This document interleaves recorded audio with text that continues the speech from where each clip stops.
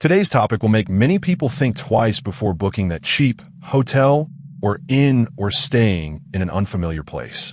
We'll explore 7 real-life stories of stays that ended in pure nightmares. Accounts of ordinary people who went in search of rest, leisure, or adventure, and ended up trapped in situations of fear, danger, and mystery.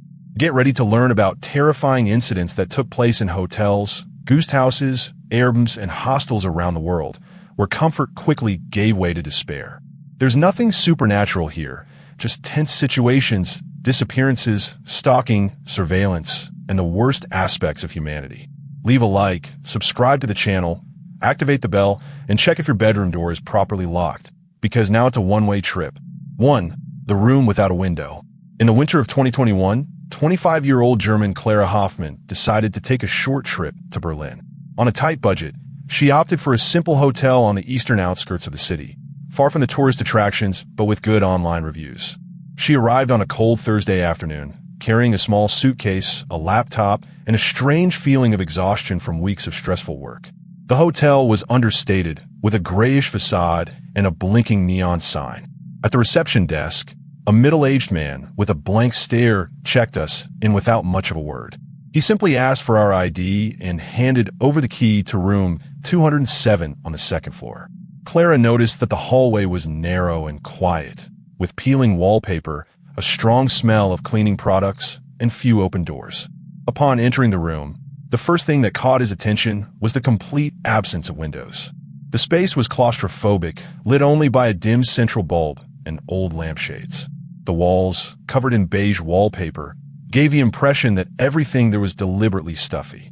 The only ventilation appeared to be a tiny grate near the ceiling. Trying to ignore the disturbance, Clara organized her things, turned on her laptop, and tried to relax. But as she looked around, she noticed something strange high on the wall opposite the bed. A small dark circle behind a plastic plant, clearly a security camera. She approached and saw that it was partially covered by duct tape, but with its red operating light flashing. The hotel didn't advertise room monitoring. She felt a chill, but thought it best not to make a fuss. She texted her mother to let her know she was okay, had a quick video call with a friend, and went to take a shower. The bathroom was clean, but cramped.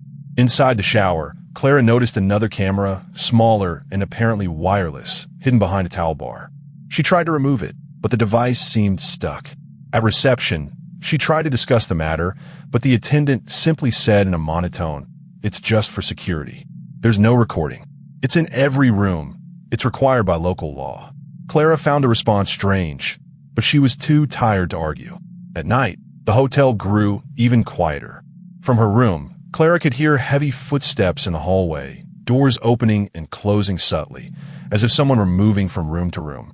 She locked the door, pushed her chair against it, and tried to sleep.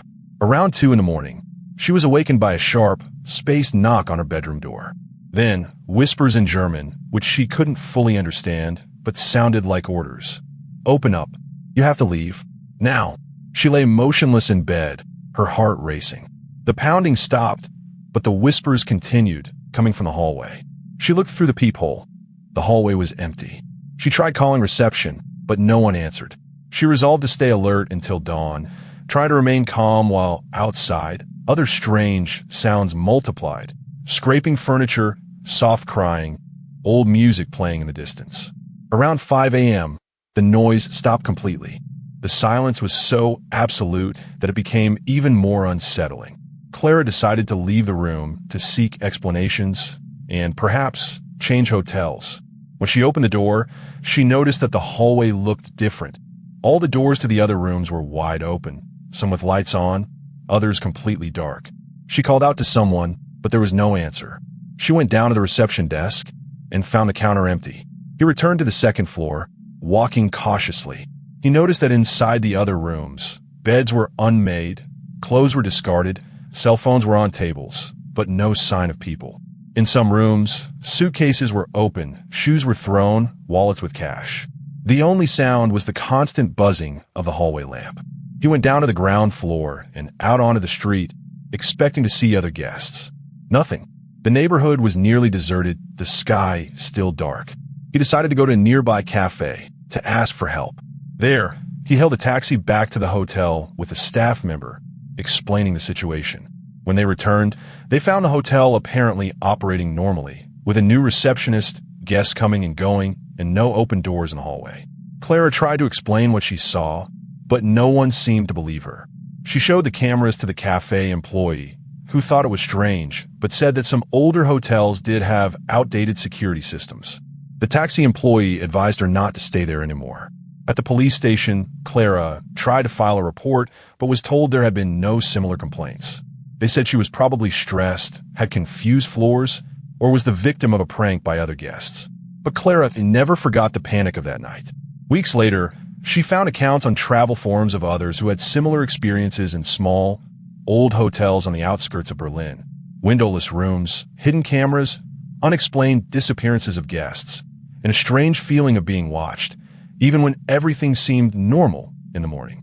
Since then, Clara only books hotels after researching thoroughly and ensuring there is at least one window to the outside world. But she still wakes up sometimes with the feeling of being watched. 2. The night host. The summer of 2022 was supposed to be unforgettable for the group of friends from Barcelona: Julia, Bruno, Sergio, and Marina.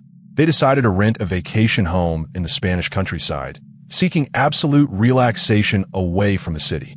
Their chosen destination was a small, isolated village called Valverde de la Sierra, with just over 400 inhabitants, known for its mountainous landscapes, olive groves, and absolute silence at night.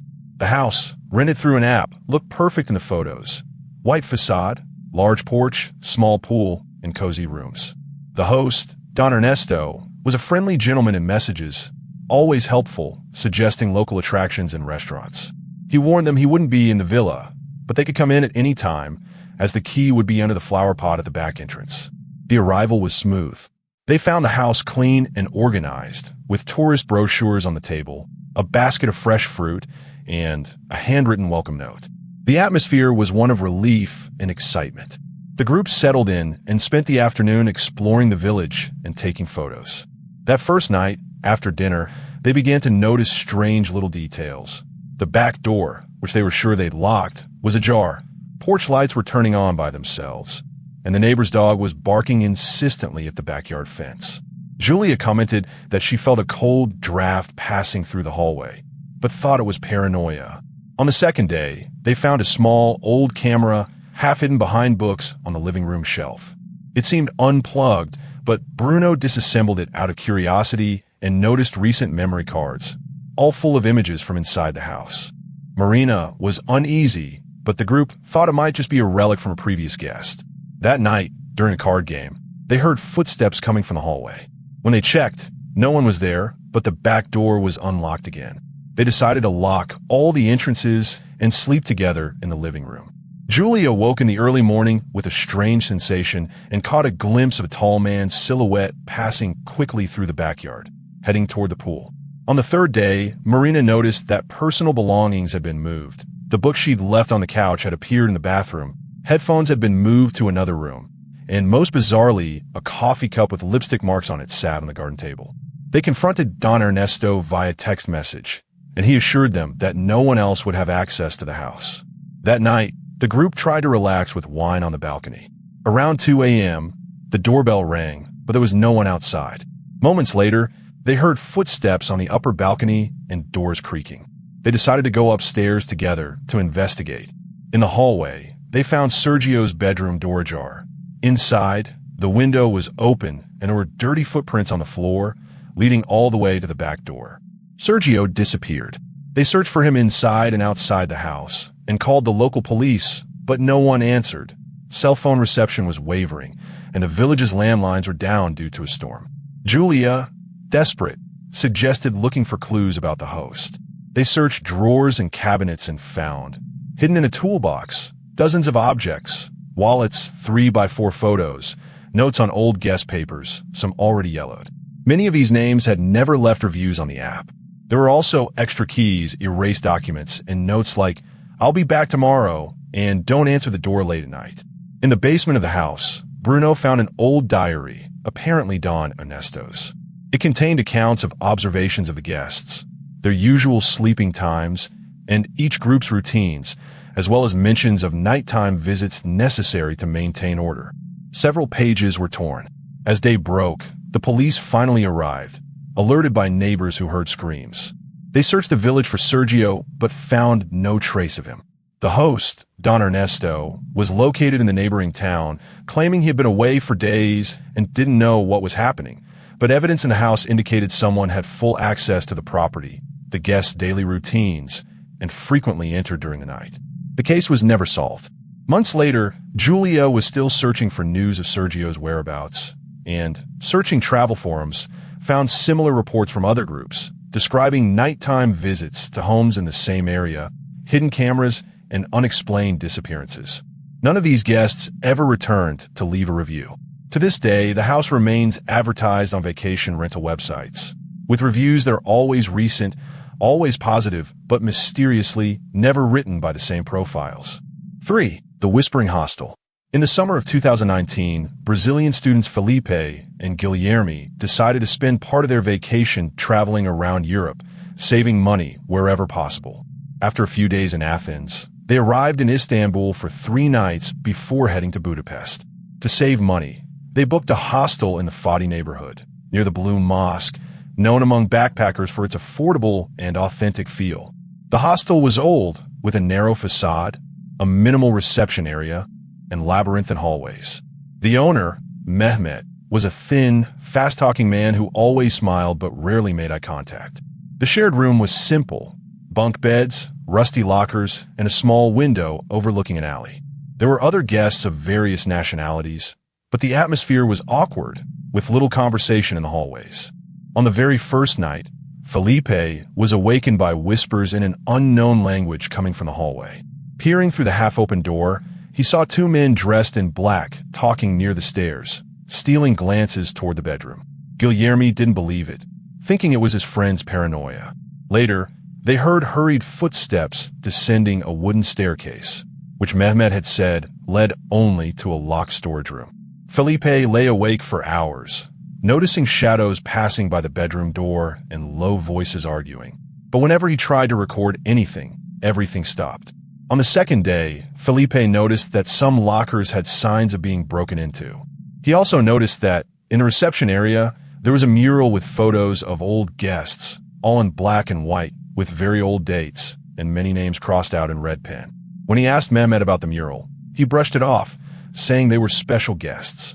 Guilherme thought it was odd, but they were too tired to look for another hostel. That afternoon, they decided to walk around the neighborhood and bumped into a man who heard Portuguese and introduced himself as Sergio, a Portuguese man who had lived there for years. When they told him where they were staying, he hesitated and said, "I've heard bad stories about that place. Don't stay there if you misunderstand. Some people disappear and never show up again." They laughed, but that phrase echoed in Felipe's head. At night, the noises coming from the basement increased. Metallic sounds, furniture scraping, muffled conversations. A Turkish guest named Sem warned the Brazilians in a low voice not to leave their rooms after midnight. According to him, some rooms are special. Stay away from them in the basement. He explained that, occasionally, strange people would arrive, sleep for only 1 night, and then disappear without ever being heard from again. And no one, not even the police, got involved. On the 3rd night, a German guest sharing a bunk bed disappeared. His cell phone was left charging, his backpack open, and his passport on the bed. Mehmet said he had checked out early, but no one had seen him leave. When they opened his locker, they found a crumpled note written in German. "If you hear the bell, stay where you are." Felipe and Guilherme became suspicious and tried to access the basement. The door was locked with a new padlock. The panic intensified when Felipe realized that some of their belongings had been rummaged through. Guilherme's toiletry bag was empty, Felipe's power adapter was missing, and one of their sneakers was wet with mud from the street, even though they hadn't left the house that night. They looked for Sem, who was locked in his room, visibly terrified. He said he once stayed at the hostel for a month, and, during that time, saw at least 3 people disappear without a trace. They then decided to go on high alert. While rummaging behind the reception desk, while Mehmet was away, they discovered an old map of the hostel. There were corridors and rooms in the basement, marked in red but unnumbered, as well as an iron door at the end of the hallway, never mentioned. They even found a small register book with guest names and dates, but several pages had been torn out. Some names were crossed out with a blue marker. The next night, they awoke to a distant, metallic bell ringing 3 times. Heavy footsteps echoed down the hallway. The room doorknob turned slowly, and someone whispered repeatedly in Turkish. The sound of keychains mingled with the sound of furniture scraping. At one point, someone knocked loudly on the wall behind the bed, and then silence. The Brazilians feigned sleep. At dawn, the hostel door was open, but no one was at the reception. In the hallway, dried bloodstains and an abandoned suitcase. Felipe and Guilherme decided to leave immediately. On the way, they met Sim, who took them to a local cafe. There, he explained that people had been disappearing from that hostel for years, and that the police, warned numerous times, never properly investigated. There are influential people behind it, he whispered. He pointed to online forums reporting disappearances at the address, always deleted after a few days. Before leaving the city, they tried to warn other tourists about the risks, but few listened. When they returned to the hostel to collect their passports, they found everything normal again. Mehmet smiling, new guests arriving, clean rooms, and a mural with new photos. The missing German guest was no longer on the registration list. In the basement, there was absolute silence and a closed door. Felipe and Guilherme never stayed in hostels without a reference. They tell the story to friends, always hearing that they must have exaggerated. But on sleepless nights, they still remember that metallic bell and the feeling of being watched from underground, where not even the police dare enter. So, everyone, are you able to sleep soundly, or are you already thinking about canceling that reservation? These stories show that even the most peaceful places can hide terrifying secrets. If you're enjoying the video, please like it, subscribe to the channel, and activate the bell. It really helps me continue bringing you chilling content. Shall we continue? Because the following stories will make you think twice before booking an unfamiliar hotel. 4. Early checkout. In August 2017, American couple Angela and Chris Parker left Chicago for Colorado to visit relatives and enjoy a road trip away from their routine. They decided to drive without any set plans, stopping in small towns and exploring the countryside. Halfway through the trip, after driving for nearly 10 hours in sweltering heat, Angela suggested stopping at a roadside motel to rest and shower before continuing on. They chose an old but reasonably clean building called the Sunset Inn on a forgotten stretch of Route 30 near North Platte, Nebraska. The neon sign flickered, and there were few cars in the parking lot. The reception area was simple, with a worn Formica counter and the smell of disinfectant. The manager, Mr. Miller, was a short, kind, but overly smiling man. He explained that there were only 2 rooms available, one near the reception area and one in the back room. The couple chose the one in the back, farther away. The room was spacious, with worn carpet, old wooden furniture, and heavy curtains. Angela noticed a small window in the bathroom with frosted glass. But upon closer inspection, she noticed a gap between the window and the frame, large enough for someone to peer in. She quickly closed it and placed a towel over it to block the light. Chris dismissed it as paranoia, but that night, while Angela was showering, she clearly felt a figure passing by the window. She called out to Chris, but there was no one outside. Later, as they left for dinner, they noticed a strange employee in the hallway leading to their rooms, wearing a different uniform from the others, a plaid shirt, a black cap, and always carrying an empty cleaning cart. He avoided eye contact, standing in the corner of the hallway, watching. When they returned, the man was gone, but the door to their room, previously ajar, was now ajar. In the early hours of the morning, Angela woke up startled to hear heavy footsteps in the hallway, the scraping of something metallic, as if someone were pushing a cart. Chris got up to check and found a dirty screwdriver on the bathroom floor, as if it had been left there on purpose. They tried calling reception, but no one answered. They decided to leave early, even before dawn. When they arrived at the parking lot, they noticed that all 4 of their tires were completely flat and had clear razor cuts on the sides. The couple returned to their room to consider what to do, and upon returning to the front desk, Mr. Miller greeted them with his usual smile. He told them they could stay another night at no extra cost, that the town mechanic wouldn't open until 10 in the morning, and that the motel offered a special breakfast for long-distance guests. Feeling trapped, they tried calling the car insurance company, but their cell phones wouldn't work in the room or in the parking lot. only at the motel's main entrance, where reception was always on hand. While they waited for the tow truck, they decided to go for a walk around the neighborhood. Behind the building, they noticed a maintenance area with locked doors and stacked boxes. From inside, they heard muffled noises and low-pitched arguments. Angela insisted on coming in, but Chris thought it best not to push her. As they passed through the back hallway, they saw the employee in the strange uniform again, this time carrying a large, heavy box into the laundry room. He glanced at them for a second and quickly closed the door. When Angela asked Mr. Miller about the employee, he said, "We don't have anyone from that shift right now, just me and the maid." That night, fearful, Angela and Chris locked their bedroom door, blocked the window, and slept with the lights on. They were awakened shortly after midnight by a loud knock on the door. Looking through the peephole, they saw no one. Moments later, someone tried to turn the doorknob. The couple sat in complete silence, waiting for it all to pass. In the morning, they finally contacted the insurance company. While waiting for the tow truck, Angela decided to check the parking lot security cameras, claiming to the manager that they had left something in the car. Mr. Miller, more curt, said the cameras were undergoing maintenance, but she noticed that the monitors showed live footage of other rooms and common areas, not the parking lot. The tow truck arrived around noon. While the car was being prepared, the mechanic commented that this wasn't the first time the motel had slashed its tires. A lot of people complain about the Sunset Inn, but no one really investigates. And the manager always finds a way to get everyone to stay another night. With the car already towed, Angela and Chris left the motel under the gaze of staff and guests, all of whom were eerily silent. On the way into town, they looked back and saw the employee in the black cap waving from the laundry room door, as if expecting them to return. Later, searching online, Angela found local forums and groups reporting similar experiences: slashed tires, attempted break-ins, unregistered staff, and security cameras always under maintenance. Many guests reported being forced to stay an extra night, and some disappeared without a trace. The Sunset Inn remains open, with mixed reviews.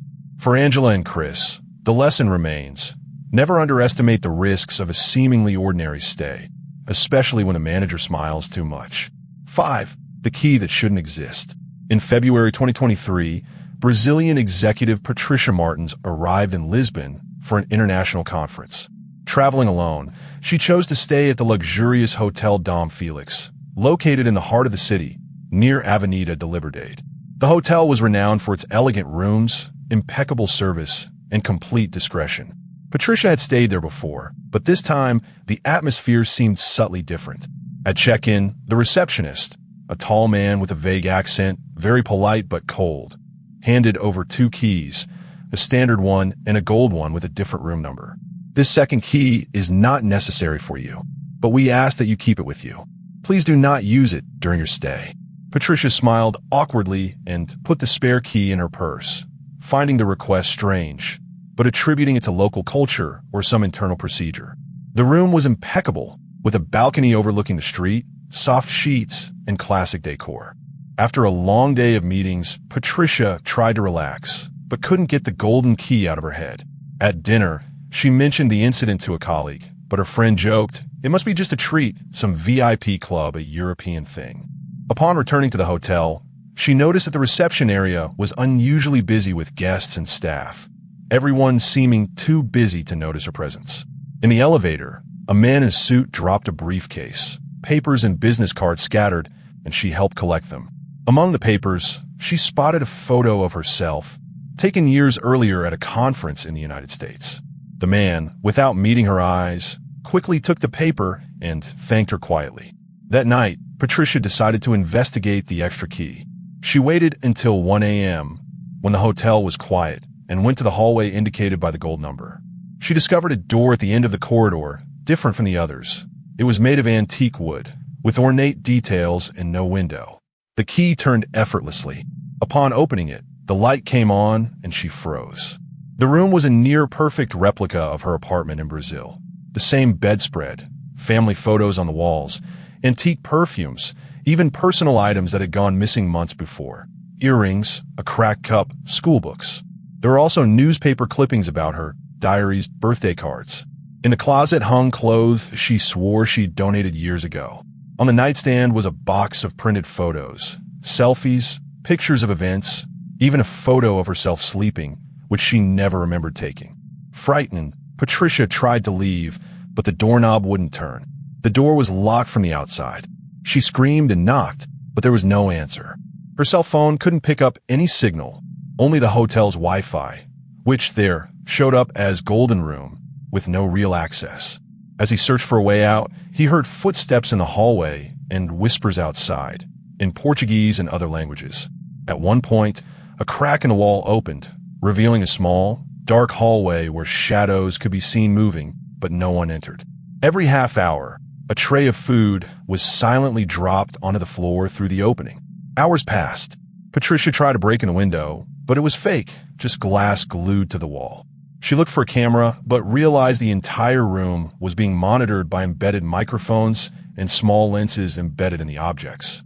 On the table was a notebook with notes, names, dates, and personal details of several guests, including Patricia, in obsessive and precise handwriting.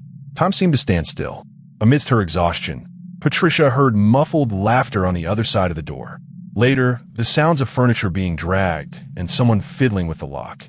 The doorknob turned, and a woman in uniform entered, carrying another tray. Patricia ran to her, begging to leave, but the woman only repeated softly, "They'll get you soon. Stay calm. It's all for your own good." At the height of her despair, Patricia found a locked drawer. Using a spoon, she forced it open. Inside were several personal documents and keys belonging to other guests, along with handwritten farewell letters and photos of people she didn't know, but everyone seemed to have gone through the same experience. Before she lost her strength, she tried to write a note in her diary and leave it by the door.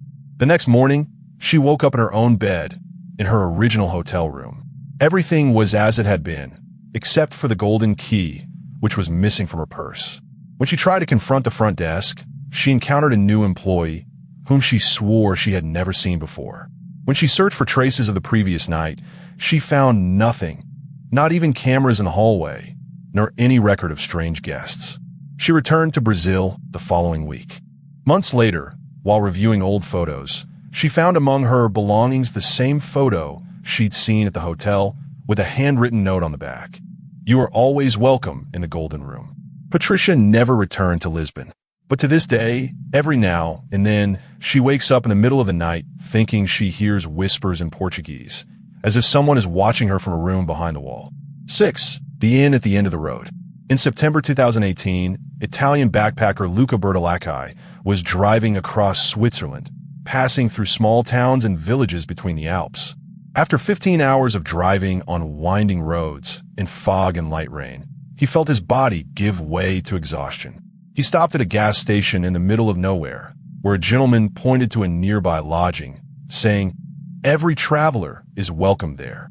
Gasthaus Morgenblick was an old stone and wood inn, with an ivy-covered facade and tall frosted glass windows.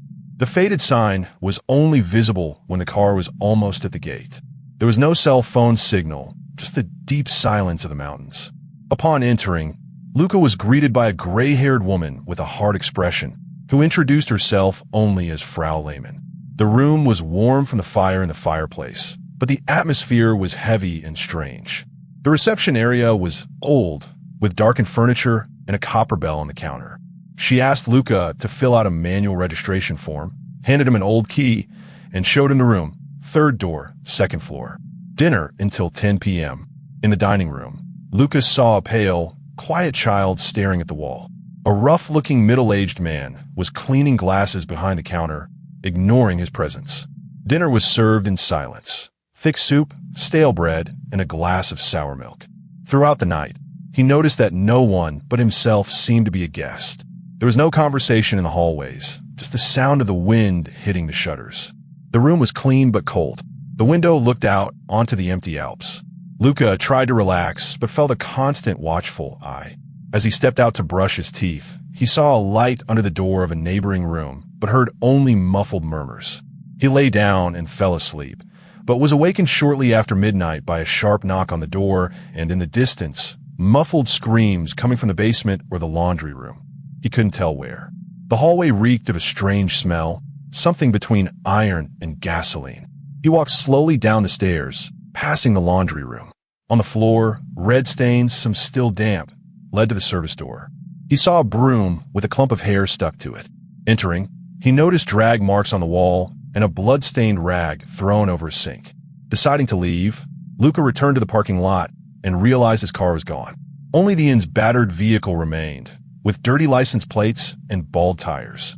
He circled the lot and found fresh tire tracks in the mud, leading to the dense woods behind the building. The sense of danger grew even greater. He returned to the hall and tried to open the front door, but it was locked. Frau Lehmann suddenly appeared, wearing an old robe, and said with a forced smile, "Go back to your room, Mr. Bertolacci. It's not safe to be walking around at night." He tried to feign normality, but as he walked back down the hallway, he noticed that the laundry room door was now closed and locked from the outside. Out of options, he tried to leave through a side entrance, but found another door locked. The only way left was through the basement, whose door was, curiously, open. The basement was cold, lit by a single yellowish bulb. Amidst the smell of mold and gasoline, Luca saw locked iron cabinets. One of them was wide open, revealing stacks of documents: tourist passports, wallets, watches, photographs of strangers, luggage tags, and clothes of various sizes and styles. In an old notebook, dates and names were jotted down alongside observations like "didn't check out," "missing," "transferred." He panicked when he found a keychain with his own name, the date of that night, and a room number different from his own. There were also guest cards from different countries and years, including bloodstained papers. Some photos showed people in the same dining room, seated where he had been, but never seen by him. Suddenly, he heard footsteps coming down the stairs. Frau Lehmann and the man at the counter were talking quietly. He'll realize soon.